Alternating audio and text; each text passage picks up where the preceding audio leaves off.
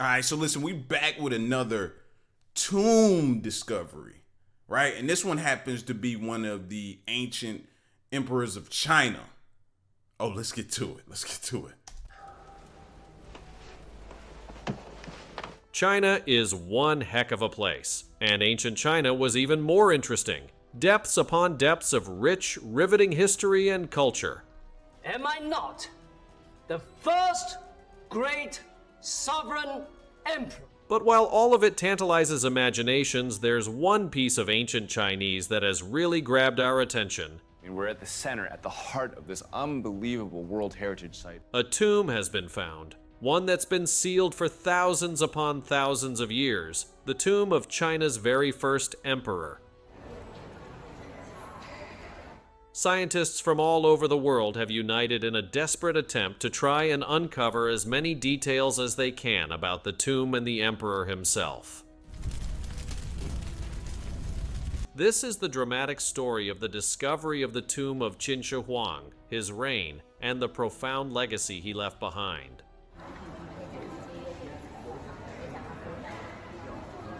These are the scientists finally opened the tomb of Chinese first emperor that was sealed for thousands of years.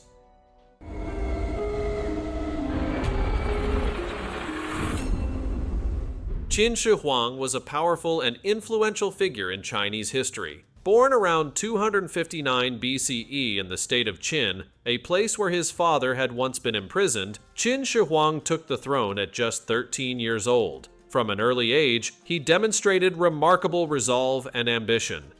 Which is crazy of how we do things now. Just think about the presidency. Most of the presidents you see are what? 70 years old, 80. You know what I'm saying? They're up in age. Back then, nah, bro. In your teens, you was running things. You was running like everything as a team. I ain't saying we need to go that drastic, but coming down from the 70s, going a little younger, might be the move. He was not alone in his drive for dominance. He had the counsel of a brilliant advisor, Liu, who played a critical role in cementing his power and expanding his empire. His trusted general, Wang Jian, led his military forces to victory, securing crucial triumphs against rival states. Through a combination of military strategy, diplomacy, and cunning, Qin Shi Huang defeated the six warring states, beginning with Han in 230 BCE and finishing with Qi in 221 BCE. This victory united China under his rule, and he declared himself its first emperor. Am I not the first great sovereign emperor? But Qin Shi Huang's aspirations were not just about ruling. He sought to build a lasting and magnificent empire. With that goal in mind, he launched a series of reforms and ambitious projects. He standardized the writing system, currency, weights, and measures, creating administrative consistency across his vast empire. A network of roads and canals was built, linking far-reaching regions and facilitating trade and communication. Perhaps his most famous achievement was the construction of the Great Wall, a vast defensive barrier stretching thousands of kilometers along China's northern border to protect against nomadic invasions. However, Qin Shi Huang's ambitions extended far beyond territorial control. He had an insatiable curiosity about the unknown, and he actively pursued expeditions to explore lands beyond his empire. His obsession with immortality also took hold, and he tirelessly sought ways to unlock the secret to eternal life. Qin Shi Huang was a visionary, leaving a lasting imprint on ancient China. And who's to say he wasn't successful? See, that be the question that pops in my mind that I pose every time somebody say that. You know, somebody was on a quest for immortality. Who's to say they didn't figure it out?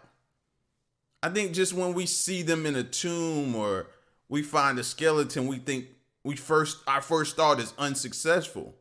To us, maybe, but maybe not. If we, you know what I'm saying? Dig further and see what all the attempts was and see, and I guess there's no way of knowing until we get to the other side. Was he successful or until our death do we know if anything we did can lead to immortality? That makes you question, do you need the body, the flesh, in order to have immortality, or can you seek immortality without the body?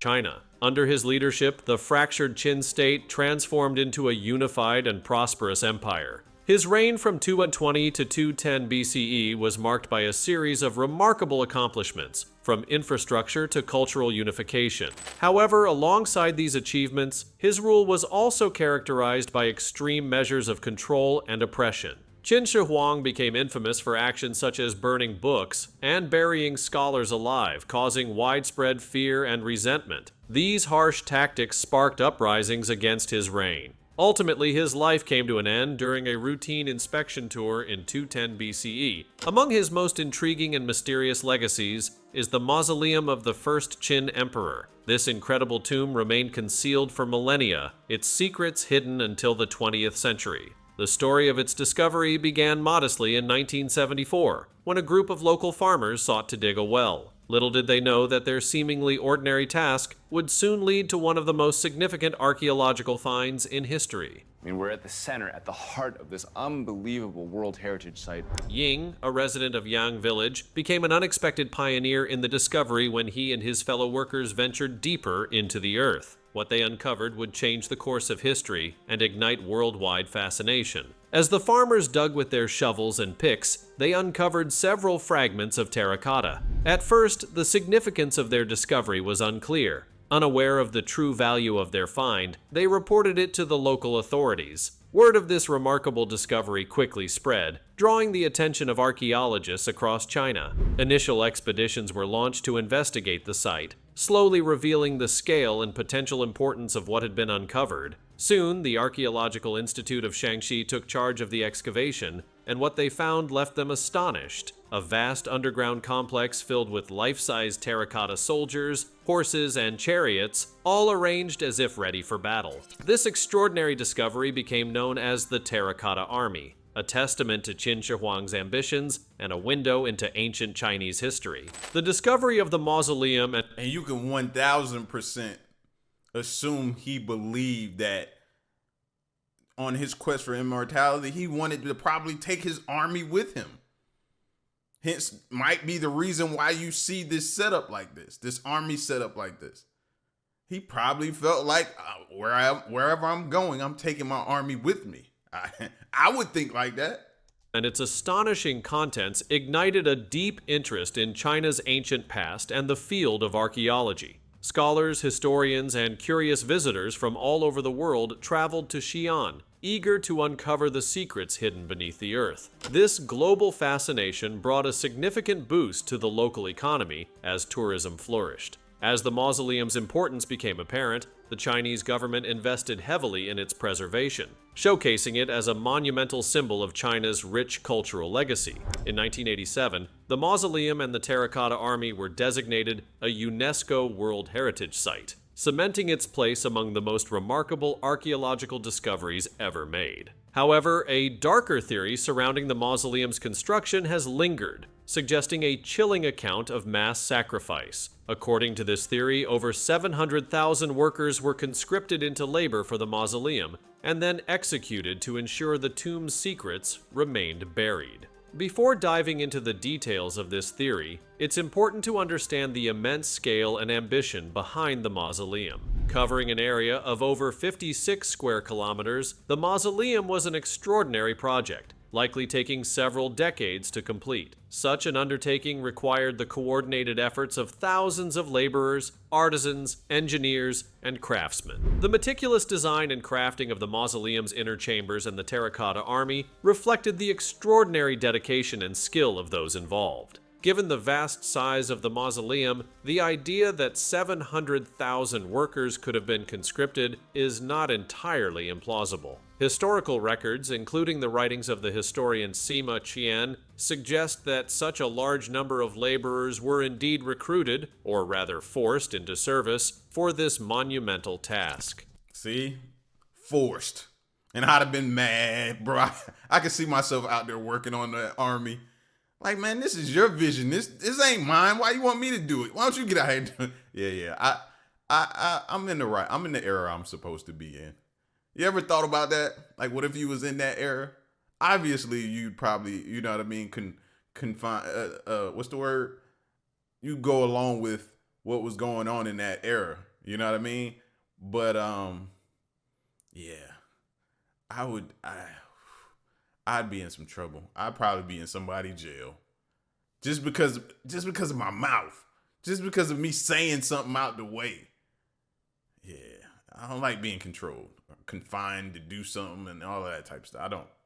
But why would an emperor go to such extreme lengths to silence so many people? The mausoleum wasn't just a tomb, it was envisioned as an underground realm that mirrored his powerful empire and the universe he built. It was a place that potentially held state secrets, revolutionary construction techniques, and priceless treasures, all of which the emperor sought to protect. Moreover, the ancient Chinese belief in the afterlife meant that securing the tomb was essential to ensure the emperor's safe passage into the next world. The need to protect the tomb's sanctity and the emperor's journey to the afterlife may have led to the idea of mass executions to preserve its secrecy. The thought of such a horrific act raises the question of whether it was truly feasible. Critics of the theory argue that organizing the systematic extermination of 700,000 workers would have been nearly impossible to conceal, especially over an extended period. The scale of such violence would have been hard to cover up. However, those supporting the theory suggest an alternative view.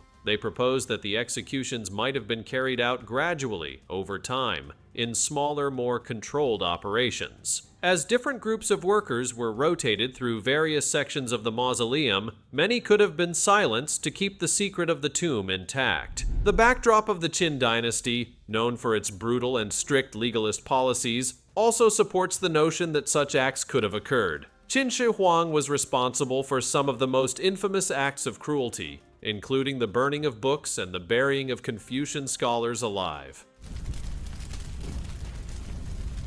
Against this grim context, it is not difficult to imagine that he might have ordered the execution of workers to safeguard the secrets of his monumental mausoleum. Perhaps the most captivating So then when we get done or close to getting done, or when you felt like you no longer, you executing us? Oh yeah. Again. I'm thankful for being in the era I'm in, fam, because can you imagine knowing that? Because you had to know they knew leading up to it that they could potentially, when this is done, that they were done. Like, talk about a hostile work environment. Aspect of the mausoleum is the Terracotta Army itself. This breathtaking collection of over 8,000 life-size soldiers, 130 chariots, 520 horses, and 150 cavalry horses stands as one of the greatest archaeological discoveries of the 20th century. These figures are spread across 3 distinct pits, each arranged with remarkable attention to detail. The soldiers are positioned according to rank, forming a realistic and awe-inspiring display of military might, as though they are poised and ready for their emperor's command. What truly captivates visitors and historians alike is the undeniable individuality of each soldier. Every face in the Terracotta Army is unique, revealing the personal touch of the artisans who painstakingly crafted them. Every statue in the Terracotta Army is entirely unique, with no 2 figures alike in any way. Each soldier has distinct facial features, expressions, hairstyles, and attire, showcasing a remarkable level of detail. This commitment to precision gives us a rare glimpse into the extraordinary skills of the artisans who created these statues. It also hints at the existence of a remarkably efficient production system used to craft these terracotta warriors. Experts believe that the creation of these figures followed an assembly line approach, with various specialized craftsmen dedicated to making specific parts of the statues. These components were then skillfully assembled into the completed figures. Yet, the personal touch was never overlooked. After the main structure was assembled, each soldier was given unique facial features, adding character and individuality to every figure. This careful attention to detail not only reflects the artistry of the time, but also speaks to the importance of each soldier's role in the army. The Terracotta Army is much more than just a collection of statues. It is a complex representation of life within the army of Qin Shi Huang. Every element of the soldier's appearance, from their clothing to their weaponry and hairstyles, is deeply symbolic of their rank and role within the military. For example, archers are shown with their bows drawn, while infantrymen are positioned with their weapons held ready. Generals stand tall with an air of authority, and charioteers are poised, as if ready to take command. The soldiers' uniforms are equally significant, with each piece reflecting their duties. Archers carry quivers full of arrows, infantrymen are clad in armor and wield spears, while generals are dressed in elaborate regalia. The weapons held by these figures are not mere replicas. They are meticulously crafted and are actual functional weapons. Some of the crossbows, swords, arrows, and spears that were discovered retain their sharpness even after 2 millennia, showcasing the advanced metalworking techniques of the Qin dynasty. Recent studies have even shown that some of these weapons were coated with a protective layer of chrome, pointing to the technological progress of the time. The placement of the Terracotta Army is also historically significant. The soldiers are located in 3 large pits to the east of the burial mound of Emperor Qin Shi Huang. Scholars believe this positioning was strategic, meant to defend against potential threats from the eastern regions that Qin had conquered. The layout of the pits, with their corridors, ramps, and partitions, was designed to facilitate the movement of the soldiers and their protection. However, the significance of the Terracotta Army extends beyond its military representation. It offers insights into the social and cultural fabric of the Qin dynasty. The diversity of the soldiers, representing different ethnic groups from across the unified empire, highlights the emperor's vision of a harmonious and united China. The army reflects his ambition to bring together diverse cultures and people under one rule. Additionally, the soldiers' clothing, weapons, and tools give us a glimpse into the technology, fashion, and everyday life of the time. These soldiers essentially serve as time capsules, preserving the essence of the Qin civilization. The bronze chariots found near the Terracotta Army further enhance our understanding of the emperor's vision. These chariots were intricately designed and serve as symbols of the technological capabilities and cultural practices of the Qin era. Just 20 meters west of the Terracotta Army, 2 bronze chariots, along with their bronze horses, were discovered, shedding new light on the emperor's ideas about the afterlife. These chariots, along with their regal steeds, provide an incredible window into the engineering prowess of the time. Each chariot is designed with its own specific purpose in mind, revealing not just their functionality, but also their symbolic meaning. The first chariot, known as the High Chariot, stands out due to its size and design. It is drawn by 4 bronze horses, suggesting its role as a war chariot. With larger wheels and a sturdier frame, the High Chariot was built to navigate the battlefield, offering the commander a high vantage point to oversee his troops and direct operations.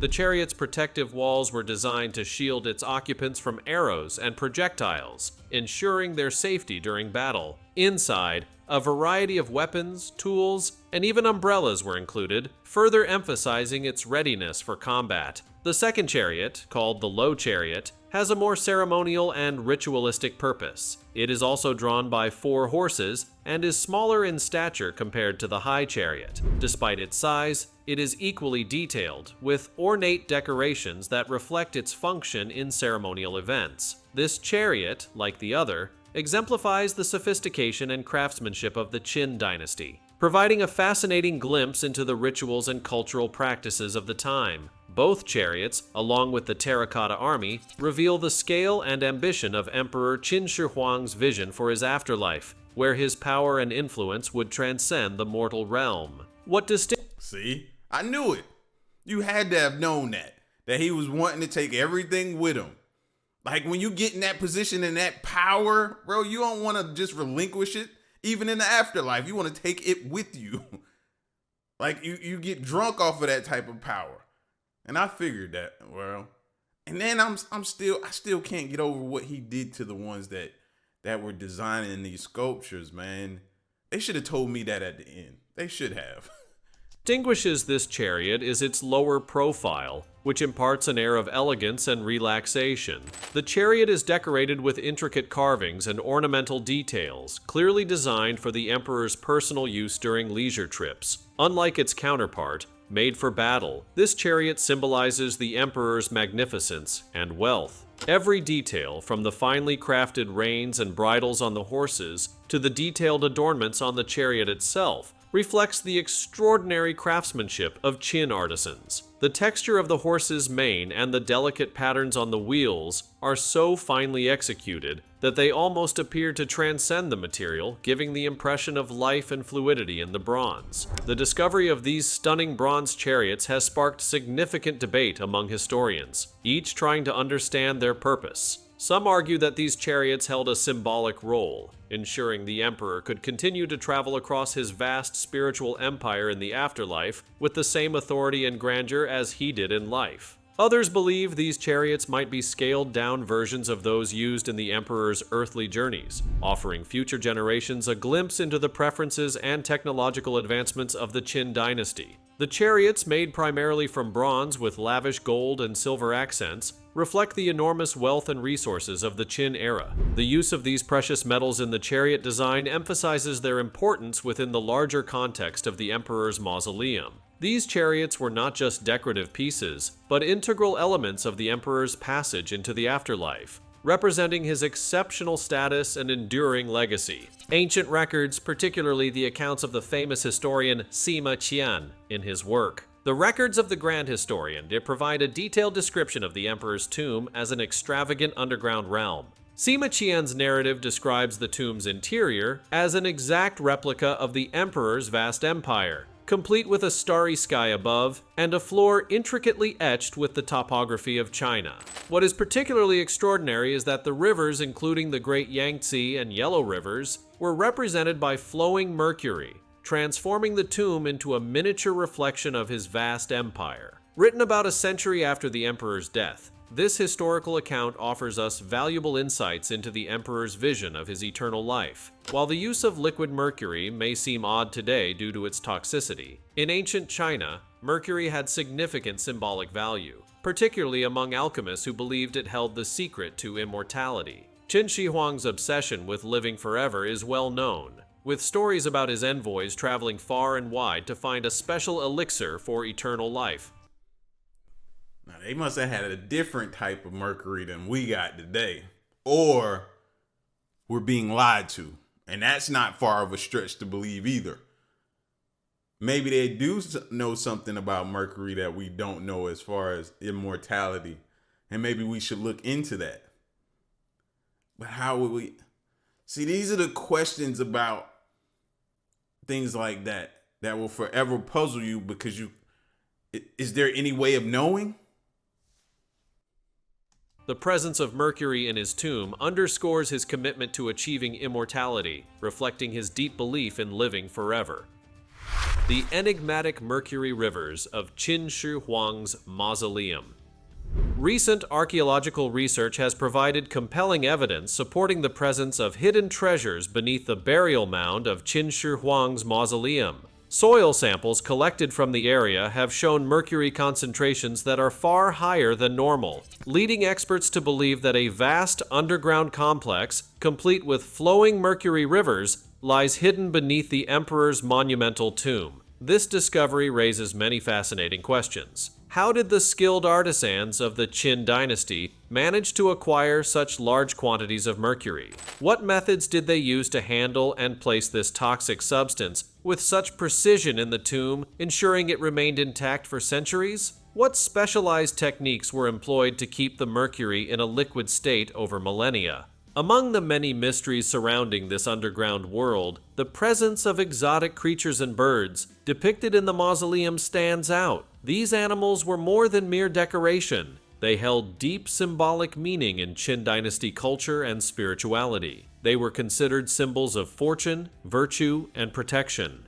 The inclusion of these figures in the tomb design reflects a deliberate effort to secure prosperity and protection for the emperor in the afterlife, ensuring that his legacy would continue to be exalted long after his death. Among these symbolic creatures, horses hold particular importance. The Terracotta Army includes numerous cavalry figures, and the bronze chariots underscore the critical role horses played in the military and in the emperor's strategic endeavors. Other horse statues, however, carry a more ceremonial significance. These finely crafted figures represent the prized horses that Emperor Qin Shi Huang received as gifts from throughout his empire. In ancient China, horses symbolize speed, endurance, and nobility. Their presence in the mausoleum underscores the emperor's dominion over vast territories and his desire for the same energy and vigor to accompany him in the afterlife as he had in life. Within the sacred confines of Emperor Qin Shi Huang's mausoleum lies an even more fascinating revelation. Rare and exotic avian creatures, deeply rooted in ancient cultural beliefs, were carefully placed in the tomb. Birds were revered in ancient China as messengers between the earthly realm and the heavens, embodying concepts like freedom, transcendence, and spiritual ascent. In the heart of this imperial resting place, these bird figures likely played a crucial role. They may have been positioned to facilitate communication between the emperor and the divine, ensuring that his messages and authority would ascend to the heavens. The choice of these birds, which came from regions far beyond Qin's borders, further emphasizes the emperor's vast influence. That's a lot of faith to be putting into a bird, bro. But I get it. You know what I mean? That was their beliefs back then, and they had no reason to think otherwise. So I get it, but us today will look at that as, oh, you placing a lot of weight on that bird's shoulders to carry out your wishes and hopefully to make sure it gets done. That's a lot. Some of the creatures within the mausoleum, however, have a more mystical and spiritual significance. While some animals appear to be symbolic of species native to the Qin region, others suggest a deeper, more magical quality. These mystical beings, often drawn from Chinese folklore, were believed to possess special powers or serve as omens. Their inclusion may have been a deliberate attempt to provide supernatural protection for the emperor, shielding him from malevolent spirits or ensuring good fortune in the afterlife. The wonders of Qin Shi Huang's mausoleum and its hidden secrets. The remarkable fabric of ancient China, as seen in Qin Shi Huang's mausoleum, offers a fascinating insight into the rich biodiversity of the era. It paints a vivid picture of a time when vast forests, expansive plains, and majestic rivers were home to a wide variety of extraordinary creatures. This snapshot of the past conjures images of grand imperial hunting expeditions and the exchange of rare animals as diplomatic gifts, all of which contributed to the grandeur of the emperor's menagerie and uncovered the cultural legacy of Qin Shi Huang. While much folk... And then the more I think about the bird, that's different from all the other animals we heard that were, deemed sacred and placed in tombs with other rulers and different things that we've heard of in the past. We've heard of dogs, cats. We've heard of alligators and different types of... A bird that's a new one to me. I didn't see that one coming. Focus has been placed on the awe-inspiring Terracotta Army of the Qin dynasty. There is another equally captivating aspect of the mausoleum complex that often goes unnoticed, yet holds its own wonder. This hidden treasure lies in the depiction of acrobats, entertainers, and musicians. For historians, these figures offer a closer look at the cultural and leisure activities of the Qin dynasty, enhancing our understanding of the emperor's aspirations for his afterlife. Entertainment had a prominent place in the fabric of ancient Chinese society. Music, dance, acrobatics, and other forms of amusement were integral to court life, playing vital roles in religious rituals, grand celebrations, and royal banquets. Emperor Qin Shi Huang, the unifier of the warring states and founder of the Qin dynasty, undoubtedly surrounded himself with skilled entertainers who provided amusement and cultural enrichment to him and his court. It is likely that the emperor wished to bring the joy and artistry of these performances with him into the afterlife, ensuring an eternity filled with mirth and creativity. The figures of acrobats with it. What if they performed for him and he didn't like their performance? What happened to them back then? Y'all think? Nah, y'all don't think. Well, he did do it to the artist, so I guess why wouldn't he do it to somebody he thought was a good performer that turned out to be bad?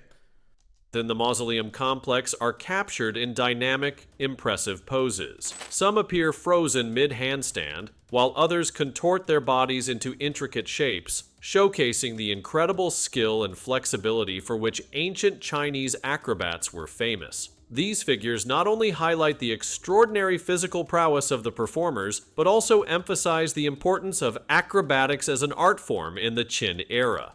Acrobatics was far more than just entertainment. It was a disciplined craft that required intense training and had roots in ancient religious and folk traditions. Alongside the acrobats, musicians and dancers are also immortalized in the mausoleum. Some of the figures are shown holding traditional instruments of the time, providing a glimpse into the musical practices of ancient China. These depictions reveal the types of instruments that were in use during the Qin dynasty, offering insight into their design and perhaps the musical styles preferred during that period. The dancers, captured in graceful positions, may have been performing ancient dances that held ceremonial or spiritual significance. These movements not only enrich our understanding of the cultural life of the Qin dynasty, but also offer a deeper look into the religious aspects of the era. Overall, the inclusion of entertainers, acrobats, and musicians in the mausoleum highlights a multifaceted aspect of ancient Chinese society and the emperor's vision for his eternal legacy. It adds depth to our understanding of his desires for an afterlife that mirrored the vibrancy and grandeur of his reign. The mystery of Qin Shi Huang's final resting place. Certain depictions within the mausoleum suggest alternative forms of entertainment, such as jesters and performers. These entertainers likely provided lighthearted amusement through comedy or mimicry, adding a touch of humor to the emperor's vision of the afterlife. Their presence in the mausoleum is a reminder of the importance of joy, laughter, and levity in Qin Shi Huang's conception of his eternal life. But beyond their cultural value, the presence of acrobats and entertainers in the tomb carries a deeper symbolic meaning. Emperor Qin Shi Huang sought to maintain the continuity of his imperial lifestyle, even in death, just as he ensured. Okay, so what didn't he put in the tomb, bro, to take with him? It seemed like he took everything and everybody. Like, this is the first. I ain't never seen nothing like this. Out of all the tombs and different videos we've checked out, I've never seen nothing like this, bro. He took everything and everybody with him. Ensured the protection of his empire with the Terracotta Army and the ability to navigate it with bronze chariots. The inclusion of entertainers in the tomb ensured that his afterlife would be as vibrant and lively as his reign on Earth.